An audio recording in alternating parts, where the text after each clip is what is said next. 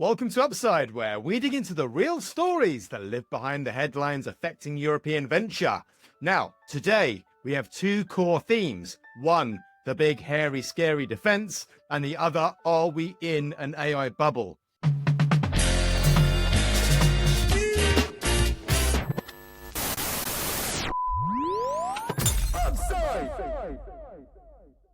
But before we kick off, Nicholas Nelson, thank you so much for joining us. Now, just to tee you up a little bit, you run Archangel, the world's only next-gen defense tech VC firm, focused on defense-first and defense-only startups.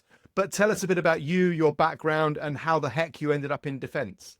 Yeah, thank you so much, gents, for having me on. So by way of background, spent about half my life in Europe, half in the United States, hence the accent I have today, product of both international schools and a misspent youth.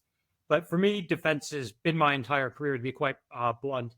I started my career in consulting for a large professional services firm for a large aerospace and defense and government clients, and eventually worked my way into actually a full-time government role, primarily within supporting special operations forces, as well as other parts of the military in Afghanistan and other parts of the Middle East, all with kind of this real focus on better understanding and addressing the threats we face across the West.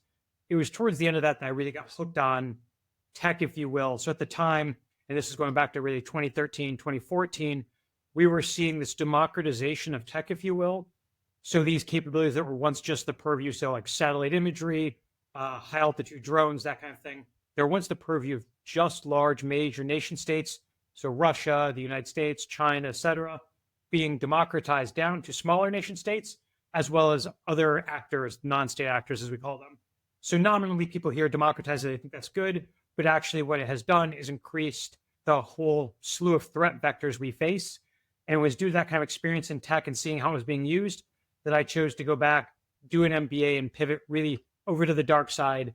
First, working with startups and scale-ups in the space, as then later on working with the large aerospace and defense companies, sometimes nicknamed the primes, and sponsors as well. I left there, spent a little time as a senior leadership role around corporate strategy, M&A, and corporate venture capital for a large aerospace defense company, and then eventually launched my own syndicate back in 2020, investing in defense-first startups. So not a lot has changed for me over the last 5 years, and I really have gone down this road for two reasons. Most overarching is the fact that I fully believe that defense-first and defense-only outperform dual use in terms of capability development, but also that provides outsized returns. And for me personally, at the end of the day, I've built my entire career in defense. I can't imagine doing anything else. So that's how I got to where I am today. And so I was lucky enough to team up back in November with some great show folks over at Super Angel, which is a fund that's been around since 2017 out of Estonia. And they helped us incubate and launch Archangel this summer. And so we are already off the races and made 5 investments to date with a couple new ones on the horizon. So tell me, first up, if you wouldn't mind unpacking defense first, defense only, resilience, dual use.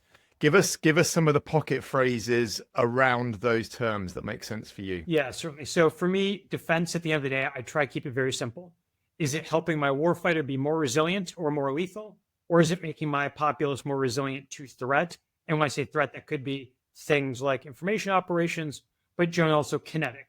And I think to ignore that is to kind of bury one's head in the sand.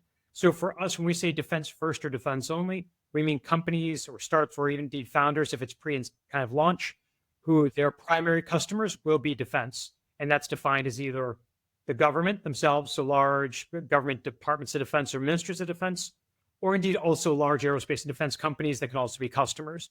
I think there's an unhelpful narrative for some people who are new to this segment, particularly in Europe, who say, well, we're going to kill off the large aerospace companies. We're going to replace them. Not only is it nonsensical and unhelpful, it shows a lack of understanding. At the end of the day, you need these large companies to exist and you can compete against them, but there will be times you need to partner with them. So that's really what we focus on. When you talk about resilience and when you talk about dual use from a European perspective, I think a lot of that really falls into, if I may be blunt, dual use or defense washing. It's companies that once sold a widget to their respective ministry or department of defense, and now you have a whole slew of investors who come and say, well, that was defense. And a lot of it is just chasing a hype cycle rather than actually understanding the nuance of the sector and actually understanding how companies build and succeed in there. On the cyber side, I mean, we've seen this week Discord, Oracle, and Zendesk have cyber attacks, and Helsing is looking at an interesting acquisition. We've got some news reports on drones on the attack and defense side and the drone wall and Starlink. Can we now rely on Elon, or should we build our own Starlink? So there are loads and loads of topic threads in here. I guess let me ask you, Nicholas, first up, what's kind of on your mind right now, or what are you most keen on? What startups are you most interested by? What section of the industry is on fire for you? Yeah, I think it's a really good question. So from a macro standpoint, obviously we've seen in the last 2 weeks alone, having just gotten back from Tallinn myself, the incursions into, well, a few weeks ago into Poland, but more recently issues in Denmark, Estonia, Romania, and they're coming with increasing frequency and potentially increasing, I would say, impact, as it were. And so that's not going to ebb or stop in the near term. So that, based on that kind of threat perspective, what I'm looking at a lot and what we're seeing is companies that are skating to where the puck's going, not where it is. I think you have a whole rush of new entrepreneurs or defense curious who are rushing quickly into the drone space because that's what's popular right now. Whereas where we actually see a lot more value are things like counter-UAS, so counter-drone systems, are things like electronic warfare or EW, specifically at the operational and tactical level, and going over to also those things that, as I mentioned at the very start, are helping to make the war fighters themselves more lethal and higher readiness. So things that are enabling enhanced human performance, enhanced ability to deceive in the battle space, and to indeed, when they're being targeted, make them more resilient to those attacks. Again, be that kinetic attacks, cyber, or otherwise. And Lomax, we've got Helsing buying Grob. I hope I pronounced that correctly. Or is it Grob? I don't know. Tee this one up for us. This for me is interesting because Helsing is in the grand scheme of things, a relatively young and new company. I think it has raised over $1 billion now. It's valued at, I think, latest $11 billion. It's effectively a startup that wants to be, as you referred earlier, primes, sometimes called primes, the big defense contractors. It bills itself as a sort of neo-prime in Europe, as a sort of counterpoint to Anduril, which is now valued at 28 billion and has raised a lot more money and has been doing the same thing in the US. Helsing effectively is the European equivalent of Anduril and is backed by the great and the good of European venture and has a lot of very credible people working for it and has ostensibly made great inroads already in a relatively short amount of time in a sector where distribution can be very difficult.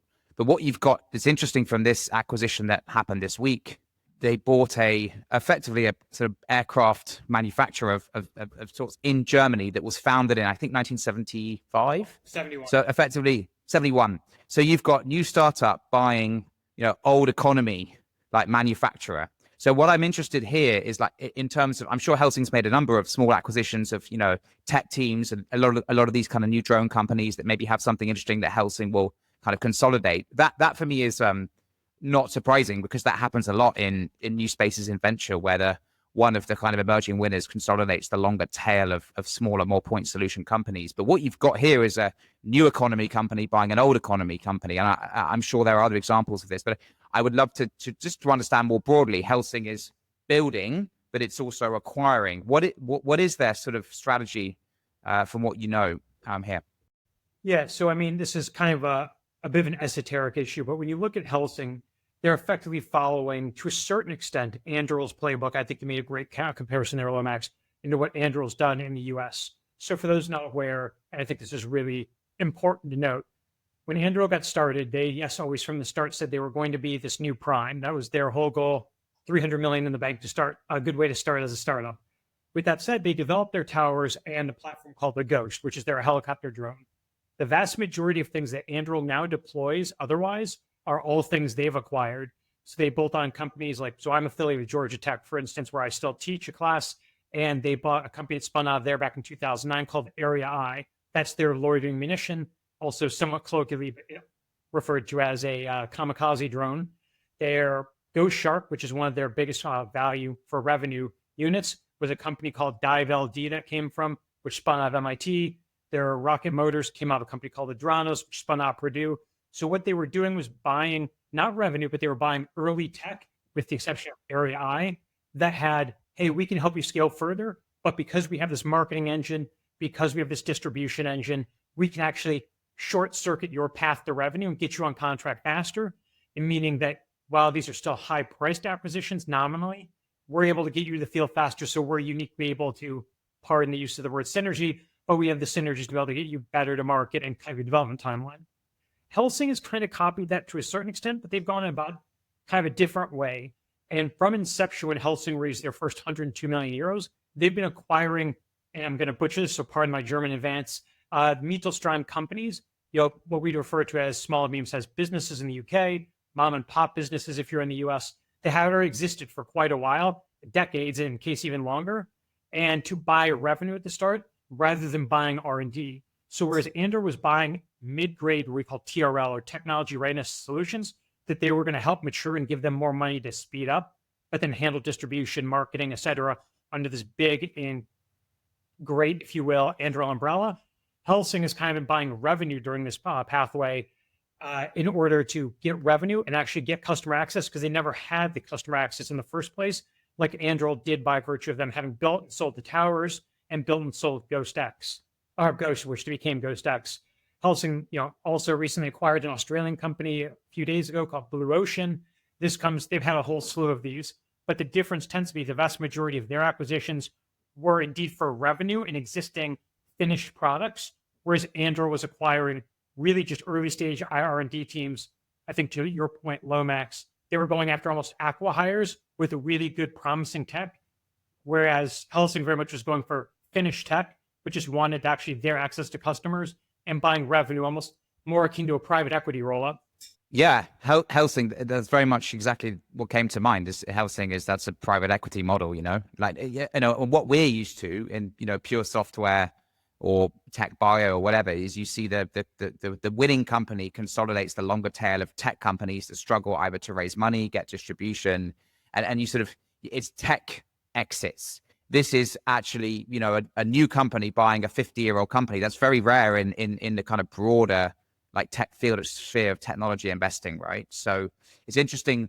Helsing are acquiring revenue in this way, but presumably they need to acquire there must be something more strategic than just that. There must be some core capabilities that they think that these companies have that they can't. It's quicker for them to buy than for them to build in-house. Yeah, it's a really good point. And the reason is, so governments are really, in defense specifically, are very good about buying hardware. They're crap about buying software, and they have no idea how to buy, AI algorithms, et cetera. So why Anduril from the start, for instance, started selling hardware was their old line was always, we're going to sell the hardware, and you get our AI, which is called Lattice, for free. Now one can debate whether that's AI or not, but that was their path. So with Helsing building itself from inception as AI forward, they had a number of different taglines earlier when they were first formed, but was the idea that we have these. They quickly figured out, well, we're going to have to sub or subcontract to the Airbuses, the Thales, the Dassaults, the Rheinmetals of the world. So we need to actually get direct access to the customer. But the customer doesn't really excel at buying software. How are we going to get there? Well, we need to buy platforms. So it's not just the buying revenue. That's perhaps a simplistic take. It's also buying the platforms that the government's already buying so they can do add-ons. Think of it as more so, if you want to use a broad tech example, these companies were already making the iPhone, and Helsing was making the apps. So they need some, and if they're going to buy the device, they need to have some way to get in there rather than just being an app provider. And that's why some of these acquisitions, I think, were made. Mads, I want to bring you in. Is there anything that you wanted to add on the Helsing piece? I think it's a very interesting development. One of the things Lomax brought up is how capital intensive it is to develop these platforms. If you think about reasons to do M&A, and especially vertical M&A, which people would often advocate against, but it can be because of market access, and we know there are very few primes in Europe. We know that it's difficult to become a prime, and so it looks like Helsing has been able to become a company that can have that prime status quite quickly, which means they can sell and get that distribution access into governments. And the other thing is they've been able to raise money, which again has been hard historically. So some of these platforms take a lot of R&D to develop, and even if they are developed up to a certain level of capability, if you want to take them to the next level, if you want to AI enable them and tie them into a bigger AI strategy, again, there's capital required. And so I think what Helsing is able to do here is, been able to get the customer, They've been able to raise money, which means they can buy some of these smaller players, consolidate them, further invest in them, and quickly get them to market to yield revenue. It's actually quite a smart model. Do we know, Nicholas, do you know how Helsing managed it? Do you know, it feels like, I mean, obviously defense has become a massive deal in our industry, but for a very relatively short period of time. How have they managed to grow to such a behemoth in such a short period of time? I think a lot of it has been, well, it's down to, I think, really three factors. First, and this perhaps doesn't, I mean, I think he gets a lot of credit, but heavy credit where credit is due. Daniel, extra initial backing of them enabled them to make their first hires, especially from McKinsey into Helsing when they got stood up, and to actually come up with that acquisition strategy. Starting life kind of similar to Anduril, starting with 300 million, starting life with 102 million euro in the bank, facilitates all sorts of things. At the same time, I think they came in arguably at almost the perfect time. They had enough time to start ramping up and building somewhat of a brand before, obviously, the second Russian invasion of Ukraine accelerated things on steroids. But here's the thing that kind of gets lost a lot, I think, in the music. Everyone dates defense tech in Europe from really the second Russian invasion of Ukraine. If you actually go back to 2014, so we're after the first Russian invasion of Ukraine and Crimea, that's when actually things started to change from a structural standpoint. So a lot of investors will just kind of date things from the second invasion. But if you go back to 2014 through 2021, so the year before the invasion, dual members, so those countries that are members of both NATO and the European Union, actually closed the gap on defense spending on the United States by over 27%.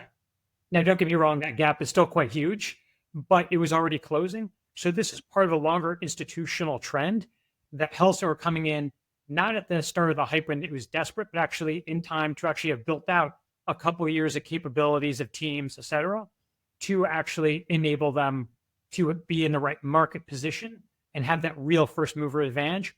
Plus, again, I can't overstate the amount of money that starting life with does tend to help when you're rolling up, at the time, undervalued assets within that German Mittelstand.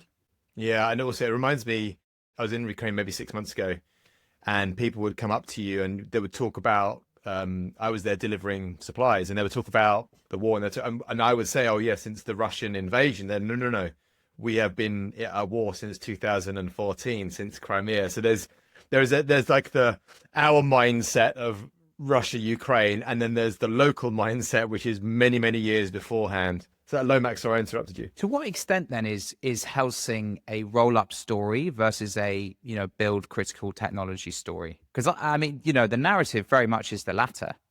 I would actually say I think the narrative is the former. The actual execution is the latter. If you look at how it's the good old saying, right? Nothing is as powerful as an idea whose time has come. And I think what Helsing did right was they positioned themselves perfectly early enough that they could gain some critical mass, so that when the time arose and we all started thinking about the eastern, quote unquote, the Eastern Front in Ukraine, they already had momentum, they already had capital, and they could start this roll up. But I think from the onset, it was very much, we're going to become a prime, a next-gen prime, based on AI, and do all the things that legacy players couldn't do. And if you listen to Torsten Reil, I think he's a very impressive founder and CEO. He was always talking about how they want to change the paradigm from the traditional, governments buying off PowerPoints, and then it would take 10 years to develop capabilities, to let's invest proactively, let's take a view on where the industry is going to go, and develop some of these things up front so that we are ready to sell them to governments and deliver not in 10 years, but when they need them. So I think that was, as I see it, that was the narrative. And obviously now they have enough momentum that they've been able to raise a lot of capital, and they can then roll up some of this to fill, should we say, the revenue hopper and build out their capability until some of the internally new built capabilities catch up. Well, let's talk about some of the actual kit, because we've seen a lot of news this week about drones in the defense context and attack context, and EU leaders backing drone walls to repel Russia, who have been poking the bear again. As Nicholas, you were saying, they've been hopping over NATO territory left, right and center. And this week we saw EU leaders welcome a drone wall, Saab, BAE, NATO all in. But Nicholas, for you, where would you start specifically on drones? What's going on behind the scenes? Yeah, I think you kind of end up with these two schools of thought, both of which are wrong. You have the drone advocates who say everything's going to be what we call treatable or disposable mass.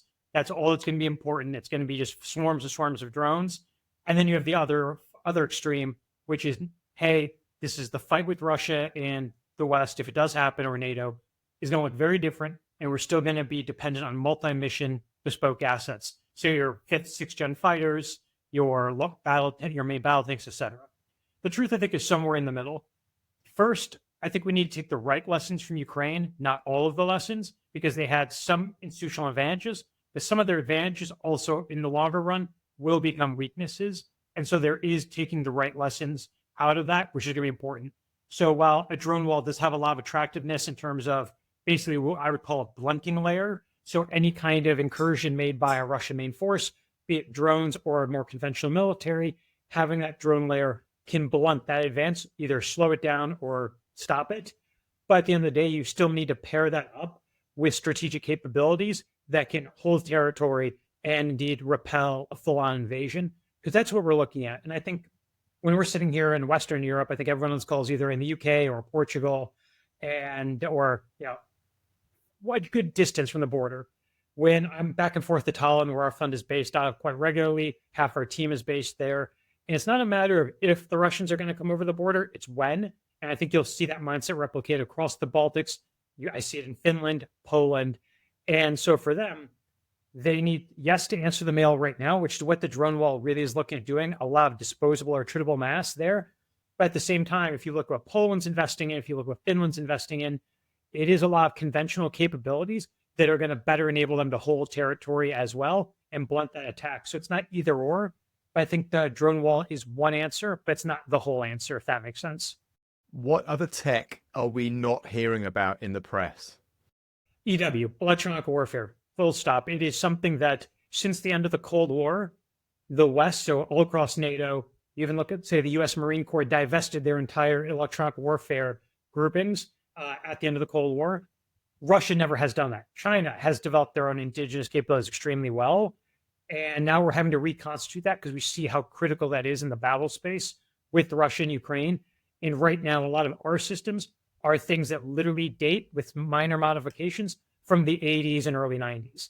And so while a lot of stuff's coming online, really from that aspect, EW has been something that is a major bottleneck that we've not invested in enough money. What this is directed at me as well. What is electronic warfare? Yeah, so electronic warfare, as my grandfather used to say, covers all manner of sins. But really, at the end of the day, it is about better understanding the battle space, being able to conduct your operations in those contested spaces, and being able to prosecute and limit the ability of your adversary to contest those. When we say contest, electronic warfare can run the gamut of things that look and smell like cyber tools, to radar, to otherwise denying environments like GPS denial, communications denial, etc. It really runs the gamut of a whole suite of technology solutions and even services that control how information and data goes across the battle space, but then also how decision makers understand it and are able to digest it. Okay, that makes sense. And obviously with AI in the fray now, it feels like whatever we had in the 80s, 90s, noughties is so far out of date that we really need to up our game. Is that fair? Yeah, absolutely. Because you also have to start looking at one thing that we are not able to do and we're trying to get better at in the battle space is characterizing the source of emitters. So finding what is giving off certain signatures, how can we understand that and characterize it, which means figure out what kind of system it is, and automatically launch countermeasures against it, be it a set of radar or what have you. And that's something that is deeply lagging behind. But as we're seeing in the Ukraine fight, something that is definitely a current unmet need. Does that create opportunities for investors and new startups, or is this very much leaning into existing suppliers of this tech? Where the question behind the question is there any opportunity for new businesses to supply here? Yeah, I think there absolutely are. I think when you go to, and I don't want to get too into the weeds on this, but when we look at how we divide the battle space, it is the tactical level, so the small unit level, the operational, so bigger units, and then the strategic, these big game-changing, whole war affecting rather than individual battle affecting capabilities. It's a bit of a gross simplification. That's what we look at. Traditionally, electronic warfare in NATO-based militaries, so the US and all the European partners, sat at the strategic level and dovetail a little into the operational. In Ukraine, what we're seeing is EW being really critical at the tactical level, and that's where we have a huge gap. It is not something that's really traditionally been done in many Western militaries. So having that out forward would be a key change. And that's where the smaller players are going to come in, where you're able to get these tactical systems up and onto things like drones, onto aircraft, or even into fixed collection areas, rather than relying on the bigger, meatier, higher cost, longer duration strategic projects. You're in the industry. Half your business is based in Estonia, and you made investments in defense tech startups, and this is what you do. We just talk about it sometimes here, right? So interestingly, you view it as a matter of when rather than if Russia rolls into the Baltic states. Can you just clarify that? Because I think, yeah, I'm sitting here in Portugal, the western end of Europe, and you guys are in the UK. Like, a lot of people still think that Putin is not going any further than Ukraine. I think if you could clarify that, that would be fascinating. Yeah. So I have friends who've served in all the militaries on the border that I've talked about. One of our team members is a current reservist in the Estonian Defense Forces. And I mean, if you look let's just take it from the historical standpoint, this has happened to them before between World War I and World War II. The Baltics were all independent countries at that time.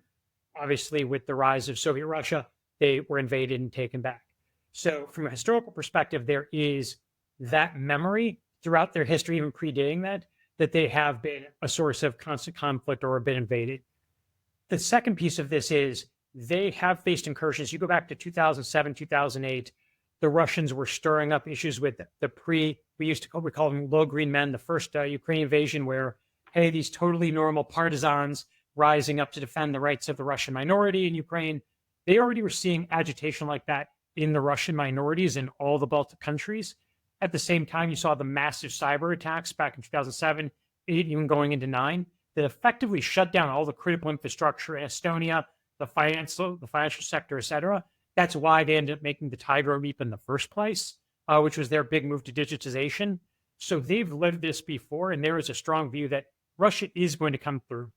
Now, whether you agree that Russia is going to come through or not, if they're going to come through, the most likely places through the gap, which cuts right through Poland and Estonia, to basically build a land bridge to Kaliningrad, which is their kind of mini territory in Europe, and which is the most heavily fortified piece of land in the world.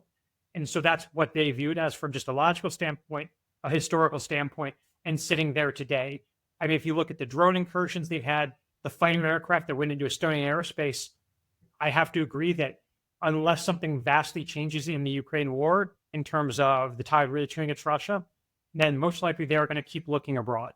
There's a bunch of generalist investors and generalist entrepreneurs running into defense now. Obviously, we've seen the budgets opened.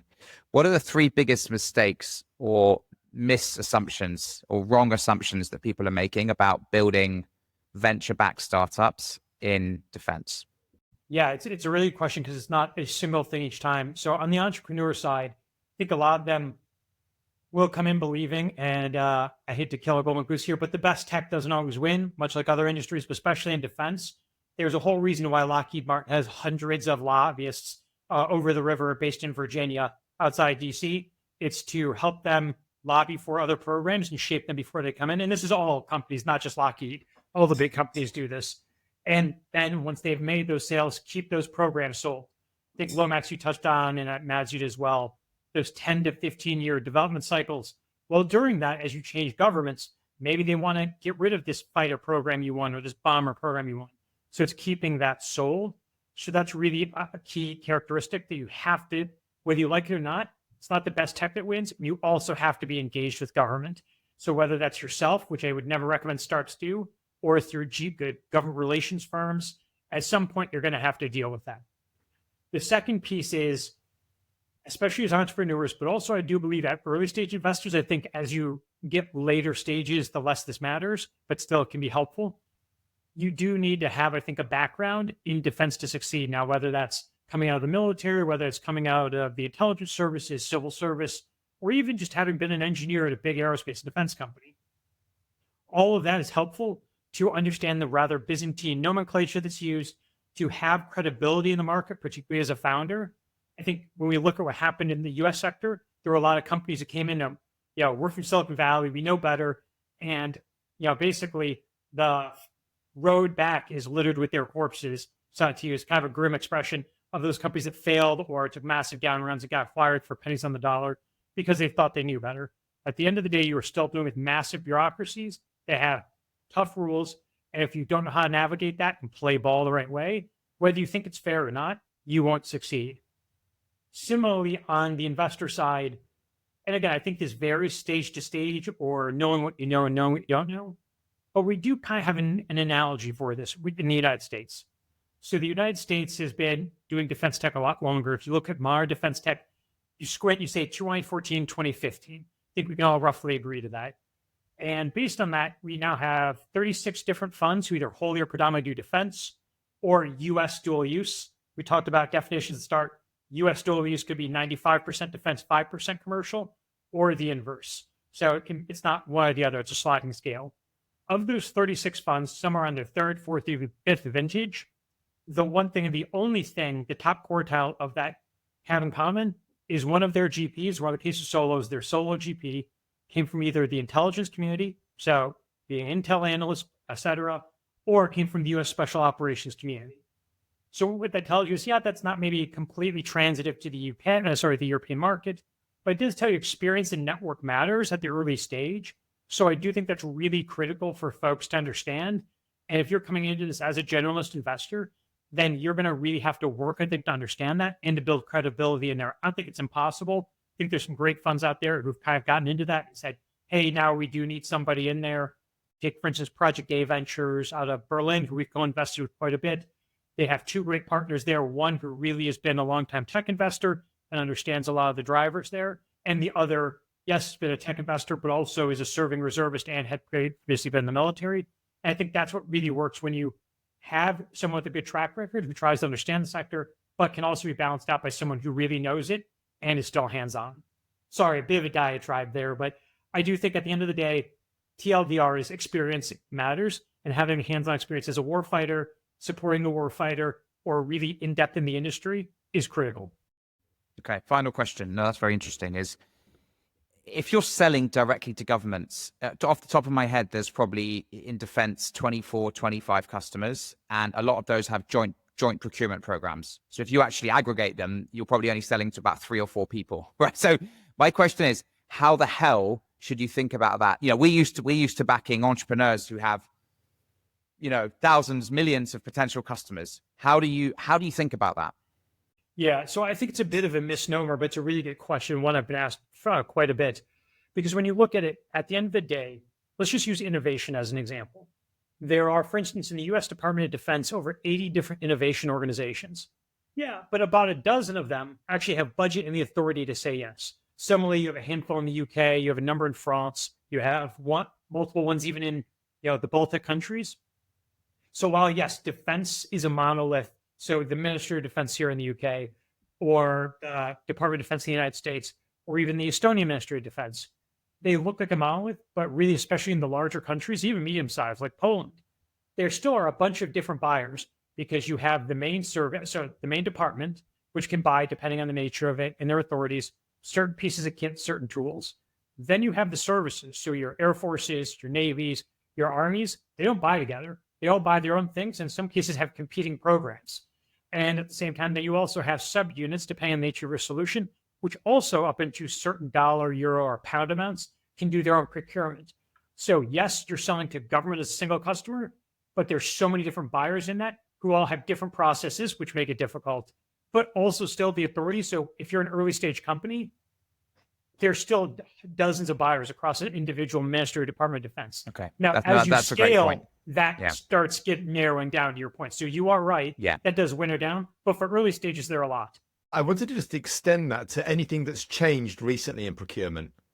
We always talk about acquisition reform. I had a great opportunity to talk to the Defense Committee here at the House of Commons right before the summer about the same issue. We can always talk about acquisition reform, and it's definitely necessary. But really, at this point, we need, whether through spit or duct tape or workarounds or what have you, faster ways in.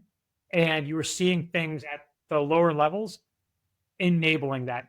So different special operations units are getting their own authorities in some cases to do pilots, do small procurements, that kind of thing, or other more innovation task forces were able to do that. Not all of these are created equal, not all are good ideas, but there are more faster ways to direct government revenue than there were in the past. The problem in the past was always you, Dan, or you, Mads, you're a startup, you have a great solution. It's the old, no one ever got fired for buying IBM or hiring McKinsey. Great. If I'm in Germany, go talk to Rheinmetall or Airbus. If I'm in France, go talk to Thales at Dassault, or the UK, go talk to BAE or Babcock or Kinetic. And so you have to sell through somebody. They compress your margins. You're not directly accessing the value. Bit by bit, governments are getting better about buying directly, but also the primes or the large defense companies themselves are becoming better customers. Now, not all are created equal. Some are really good customers now. Some still have a ways to go. But the narrative that it's either direct to government, you have to do to only direct to government, doesn't hold true as much as it used to. You can do both. You can look at Anduril. Anduril subs to Rheinmetall in Germany. That has for most of their contracts that they do with German military. And they have a huge partnership. Similarly, Rheinmetall subbed to to Anduril in the United States when they were looking at a program there that was making news. So it doesn't really matter as long as you're able to get enough past performance or experience on contract to de-risk your company to eventually get bought by these big governments. That's a very interesting point on the Anduril, because actually one other question is, we talk a lot about sovereignty, like the whole time these days. Actually, if you take a purist approach to sovereignty, you'd be like, well, Anduril is never going to win any business in Europe at all, right? But that's just not going to happen, because we've obviously seen in these recent, like, the UK, US trade deal, etc. Like, part of those deals, often like, the British or the Europeans are coming out having to actually commit to buy industrial or defense products. But how does this work? Because we talk about sovereignty being like control over everything, but we're still falling back into the old trap.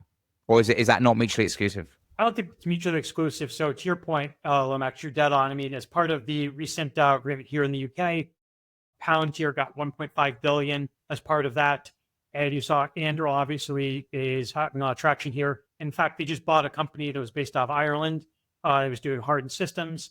You saw Shield AI, which is another large US defense tech company, has bought a few different companies, but most recently one in Australia to access that market. I think you're going to continue to see more of that, where these US defense tech companies are going to be acquiring companies overseas to access. Don't we end up in the same place? Don't we just end up in the same place then, or not? I mean, I think that's a true chance, because at the end of the day, we're all venture capitalists around this table. So what do we have to get out of it? We want our companies to be acquired at a higher valuation than what we've paid. And as a result of that... No, that's fine. But that's fine for us. But I'm talking about at the policy level. I'm talking about the people in the governments, So at the end of the day, if these companies are going to get acquired, it's going to be a choice of, do we want to take the best offers, which, to be honest, are coming out of, say, potentially U.S. private equity firms, U.S. strategics or U.S. sponsors, or are we going to limit this? So France has done this. I've seen non-French investors get shut out of deals. They're quite aggressive about it. But that also kind of limits the future growth and the exits for those companies. There are pluses and minuses, but at the same time, if you're sitting in any of these countries and say a big defense company comes in, whether it's Anduril, whether it's Lockheed, Boeing, Shield AI, whomever, and they're going to buy a company in your country, then that, as long as those jobs stay there and they guarantee them longer, if you're sitting there at a smaller country level, that's going to be more attractive. Now, if you want to get to the more macro policy issue of strategic autonomy, which never has there been a more loaded phrase in defense, I don't think, then yes, that's something that can be looked at. But until we really have unified capital markets, which we all know is not anywhere near the horizon, until we actually have full bulk buying, regardless of national boundary in Europe, the size of the market, the complexity, and the lack of true exits in terms of listings, I think is always going to limit that.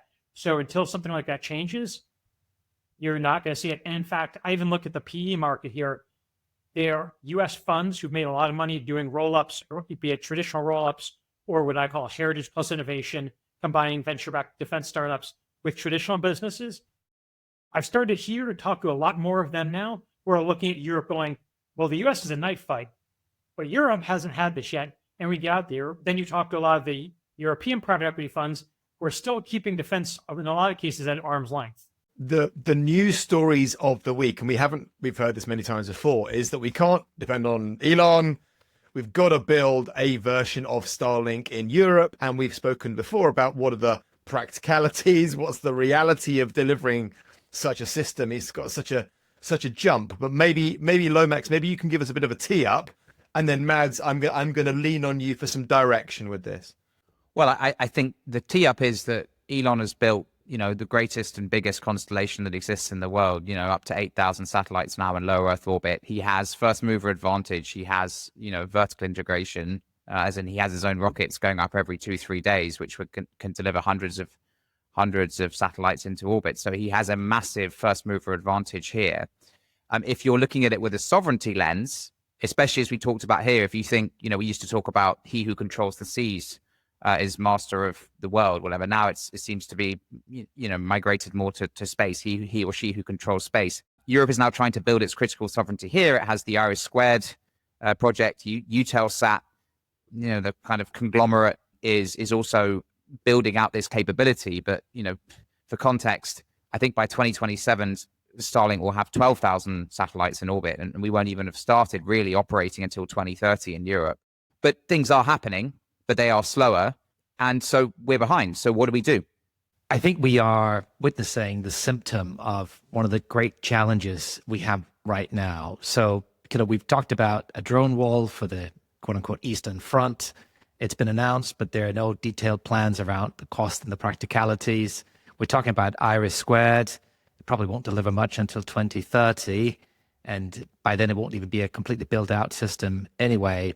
And so by the time European defense infrastructure is built, which could be 5 to 10 years, will the threat model already have completely changed again? And so that sort of begs the question, is the real constraint here, is it not capital technology, but really that kind of the government procurement cycles are moving so slowly and slower today than the threat evolution cycles?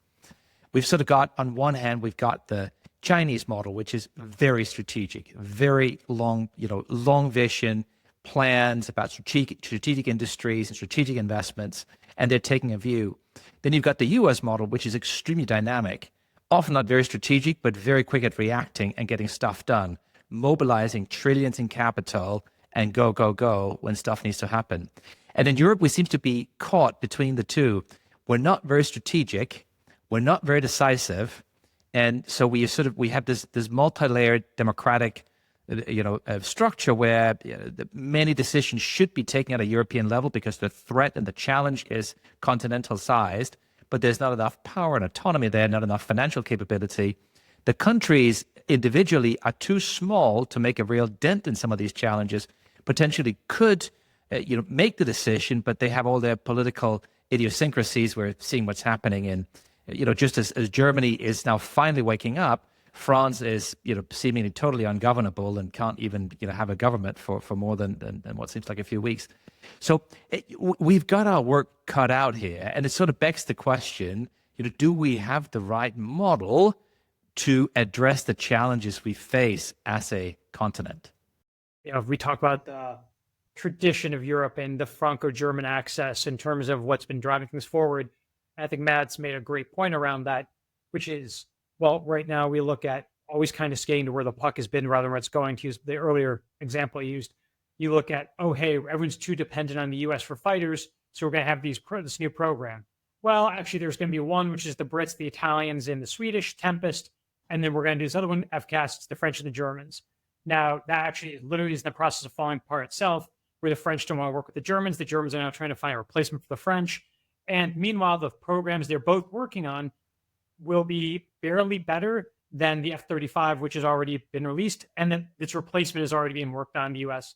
So it's going to effectively spend tens of billions to field a capability that is useful yesterday, not in 10 years, which is when they're going to be coming out, similar to the problem with IRIS² in terms of, hey, it's not going to be online till the threat vectors have moved.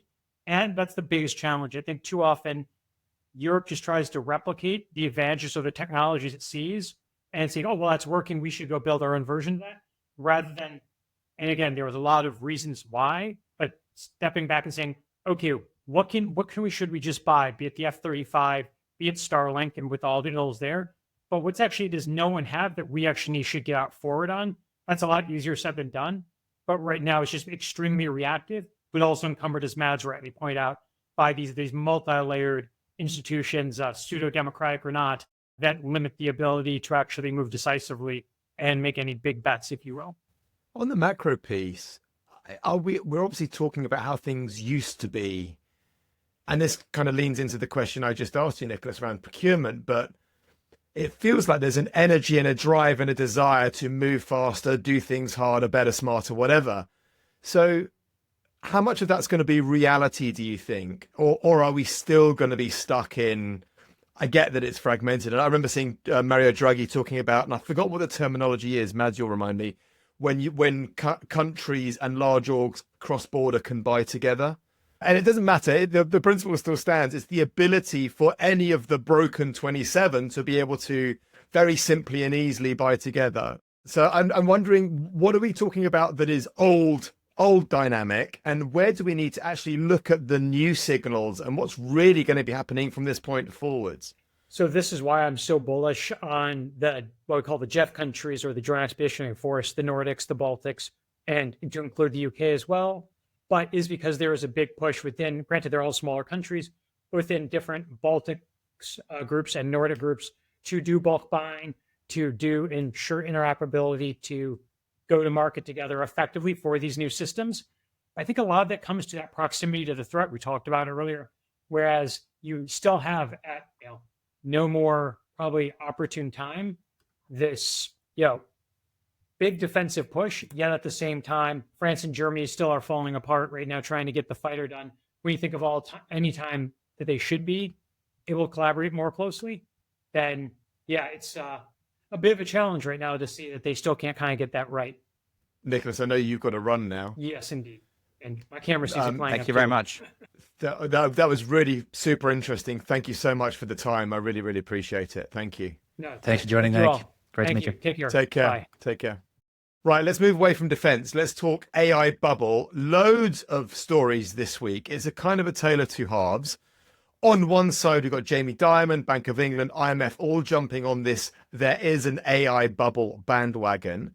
And then if you look at Morgan Stanley, BOE, Goldman Sachs, they're saying, hang on a second. S&P 500 companies are generating 3 times the cash flow as their share of valuations as they were in the lead up to the .com. Bank of England, this is one of the interesting ones that I thought was really interesting on circular deals, which has always been on the back of my mind. They're saying, actually, the circular deals, as in OpenAI getting 100 billion from NVIDIA to then buy NVIDIA chips, that's a fraction of the deals being made.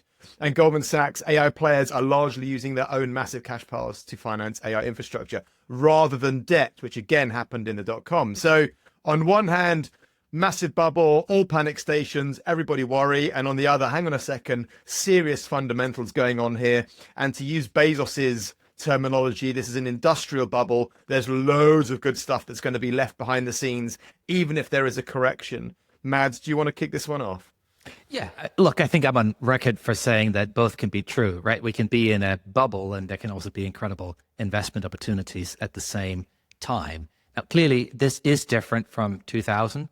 There's real revenue, real growth, real profit, much more than we had 25 years ago. You're absolutely right. There are some odd circular investments going on, and we can unpack those a little bit. I think all of this will come down to profit and earnings at the end of the day. The question is, how long will it take until we see some sort of reckoning? I think it's worthwhile taking a step back. In 2023, NVIDIA made $4.4 billion of net income. This year, they're going to make $73 billion of net income. That is an astronomical growth in just 2 years. We've never in history seen a company grow profits this rapidly. And actually, in context of the growth, the companies, NVIDIA including, aren't that expensive. Now, if you go 25 years back, kind of the big tech companies were trading at 52 times kind of the 24-month forward revenue. So if you sort of looked at the growth assumptions at the time, based on what people were looking at, and you said, let's project that 2 years into the future, 52 times that revenue. Today is just 27 times. And that's because the companies are growing so bloody fast. We've just never seen anything like it before. And in the context of this, if they continue to grow the way they're growing now, in line with market expectations, they might be pretty reasonably priced. And so I think this is what's so interesting and why it might be hard for people to call. We'll come back to some of the specific calls we're seeing in a minute. Now, at the same time, we're seeing NVIDIA engage with the rest of the industry in some really weird ways, as you've said, some of these circular investments. Google and Amazon are investing in Anthropic, NVIDIA and Oracle are investing in OpenAI. NVIDIA, they're investing in pretty much every company in the ecosystem. We are all excited about what AI can do, but the financial underpinnings are a bit odd. And we've been talking about these turtles that you kind of how, every time you spend $1 with Cursor, they immediately turn around and send that dollar over to Anthropic. Forget net profit margins. I mean, just, on a unit economic basis, they're massively loss making. Then Anthropic turns around and pays $1.50 to the hyperscalers. And then the hyperscalers, they send $12 of CapEx over to NVIDIA. They're just kind of, cash deficits all the way down the stack, and only NVIDIA is making real money. And the big question for me is to what extent they can sustain that 56% net profit margin that they're seeing. Because their profit margin is so high that this is, even if that erodes by 10 or 20 points, I mean, that is massively going to change the amount of revenue they have to grow to keep growing their earnings, which is what it's all about at the end of the day. We're seeing a massive margin assault from the new semiconductor companies. We're seeing Chinese competition. We're seeing super efficient open source models. We're seeing potentially a shift from large language models to small language models and more hybrid architectures. And so if all of this rests on NVIDIA dollars, the system does seem a little bit vulnerable. And so what is one to do? I mean, sort of Jamie Dimon, he says, look, something's going to happen in the next 6 to 24 months. I happen to think that's right. I happen to think that's probably about the right call. Are you? But it's always been hard to put your No, but listen, this is exactly, you saw my article last week. It's also pretty unactionable, right? If we're saying that there's a correction happening 20 months from now, you're probably better staying invested, because even after the correction, if it happens nearly 2 years into the future, you're probably still going to have made money. So I think the most interesting line in all of this, and this is right back to where I started at the top, is that we might be in a bubble. But bubble or not, it's not that, some assets look expensive. And this is back to Dimon. He's saying AI will pay off like cars paid off. For many people that were involved in cars at the time, they didn't do well, right? So if you invested in Ford, if you're a Ford shareholder, you probably did pretty well, but many other companies failed. And this is straight back to the .com era. If you'd invested in Cisco in March 2000, you would still have been losing money today, 20 years later. But if you'd invested in Amazon, you would have made a 65x return. Okay, so it's very much about picking the right assets. And so that's my assessment of this whole situation. I love that you've hung your hat somewhere. Yeah, super interesting. Lomax, what else? No, I mean, look, we still had the internet still created, probably the biggest bull run that, the world has ever known, despite the .com crash. Well, you could argue it's because of, right? If you hadn't had that CapEx build out, if you hadn't had all that all those fiber optic cables being laid, you wouldn't have been able to build on something later on. So, sorry, I'm cutting you off, but I think you're spot on. You're totally right, man. I think the same, and Bezos was saying this, and we're not the first people to say this, but the same will be the case with AI. All these data centers aren't going to sit there and be turned into skate parks in 5 years' time. Like it's. Well, you say that, Lomax, but what about? I mean, we saw this week the Samsung Tiny model. I still don't think at the. We've only the sort of frantic data center capex has only been going on now for 2 years. I still don't, even with breakthroughs technologically, I still think we're not going to have enough, given how pervasive this is going to become on a 50, 100-year lens. I honestly think that. Mads, do you think there's any efficiency effect that we'll see medium term? Massively so. I mean, I think we're already seeing some of it now. We're seeing just how much cheaper it is to use Qwen 3, Alibaba's open source model, than it is to use Anthropic. We're seeing that Kimi K2, another open source model coming out of China, is incredibly efficient. And the frontier labs in the US still have an edge, but it's at most 6 months. Okay, so the best open source models are at most 6 months behind. And 6 months might sound like a long time, but that means that your premium, top of the line model we were all hailing in spring as being it's not better than this. Right now you can download for free on the internet. Yeah. That's it. Okay. So what does that do if you think about the edifice we've constructed today, where Cursor can function because they're buying from Anthropic and they're raising venture dollars to spend with the hyperscalers that then can spend capex with NVIDIA. Well, if Anthropic's margins get compressed the way it looks like they might be, what is that going to do to the rest of that revenue flow down the stack? Good news for Cursor. That is potentially what can keep them alive. Now, then you flip it. I think N8N was one of the companies you had in the line. You've just seen what OpenAI has released, which is their new agent or agentic workflow builder. And Sam Altman is on record to say that if you're doing something adjacent to stuff we're doing, we're going to steamroller you. Now, Anthropic and OpenAI, their chance is to become application companies. I actually think OpenAI has one more opportunity, which we can talk about in a minute. But they're going to move more and more into the application layer. And you're saying good for Cursor. I'd say potentially the threat they have is if I'm Anthropic, I'm going to think about how can I become Cursor? How can I take all the business they're taking today? Because that is my chance to create enduring moat, enduring value. Which is why I think like vertical AI companies that have that can get distribution now and trust, because I think trust with AI is absolutely critical, right? And this is going to be a story for our age, I think, is trust. And so actually there is at least my thinking at the moment, not with Cursor, which is a more sort of horizontal product. If you become the trusted AI provider of a product within a vertical, I think there is that scope, because actually if that becomes you, let's say within life science software, I think OpenAI may struggle to come and displace you. I mean, I don't know the answer to this question. No, for two reasons. No, I think you're spot on for two reasons. A, you're going to understand the business better than anybody else. Two, you will have access to data and knowledge and understanding that the major labs don't. And so somebody might say, well, if you're relying on OpenAI, aren't they just going to take all your data and train on it? Well, firstly, then they would be violating their own terms. But B, if you're worried about that, just use one of the open source models. Yeah. Yeah, and they're not all Chinese now. The Samsung, I mean, I'm assuming people will trust South Korea much more than China with regards to model deployment. That particular model is a very, very narrow case model. It's not a large language model like some of the other models we've seen.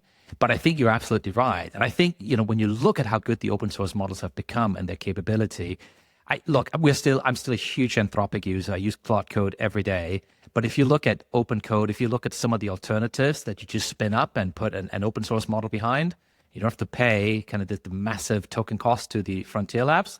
It's a very compelling proposition. I think high level on numbers is, let's say, 500 billion in round numbers of capex, 20 to 30 billion of AI revenue at the moment. So like there needs to be payback on this capex. And I have said it with us before. I worry with the hallucinations. I know all of this will get better, but I worry that, not worry, but I think what could the cooling effect could come from when people, end users and end corporations, don't get the efficiency gains that they're expecting. Because if the expectation level about efficiency gains is so high at the moment, you can almost say it's only ever going to get disappointed. That could affect renewal. You cannot make an argument for this, right? That would affect renewals in 1-2 years time. And then you see a cooling off and the markets react, and then you get into a bit of a death spiral. I don't think this thing like blows up. I think it just deflates by, 30, 40, 50%.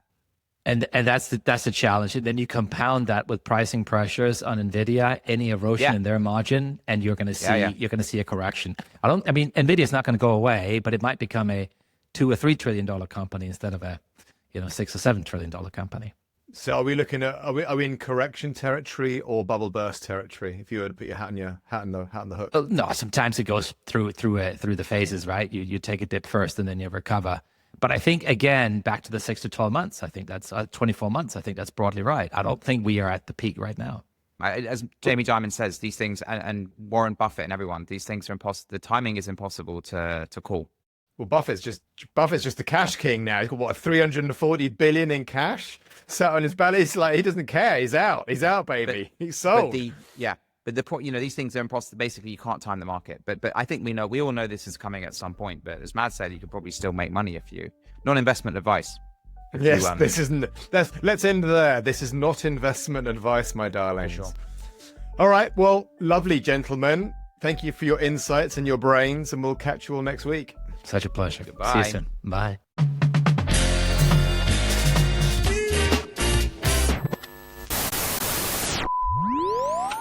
Upside.